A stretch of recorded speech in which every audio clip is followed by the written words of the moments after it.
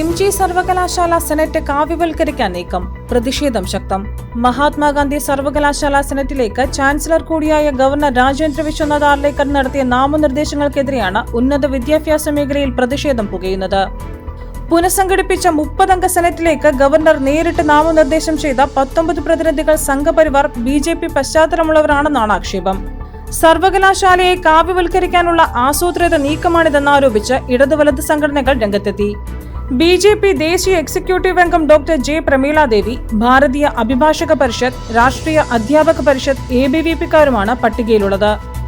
In charge VC ആയി doctor മാവൂത്ത് ദുരൈപാണ്ഡിയെ നിയമിച്ചതിന് പിന്നാലെയാണ് ഈ നീക്കം. സ്ഥിരം VC-യെ തിരഞ്ഞെടുക്കാനുള്ള സെർച്ച് കമ്മിറ്റിയിലേക്ക് സ്വന്തം പ്രതിനിധിയെ നിശ്ചയിക്കാനാണ് ഗവർണറുടെ നീക്കം. ഗവർണറുടെ നടപടിക്കെതിരെ വിവിധ വിദ്യാർത്ഥി സംഘടനകൾ സർവകലാശാലയിലേക്ക് പ്രതിഷേധ മാർച്ച് നടത്തി. രാഷ്ട്രീയ ഇടപെടലുകളെ ഭരണഘടനാപരമായി പ്രതിരോധിക്കുമെന്ന് ഉന്നത വിദ്യാഭ്യാസ മന്ത്രി റോജി M. ജോൺ വ്യക്തമാക്കി. എന്നാൽ ചാൻസലറുടെ സവിശേഷ അധികാരം ഉപയോഗിച്ച് പ്രഗത്ഭരെയാണ് നിയമിച്ചതെന്നാണ് രാജ്ഭവന്റെയും BJP-കാരുടെയും വിശദീകരണം.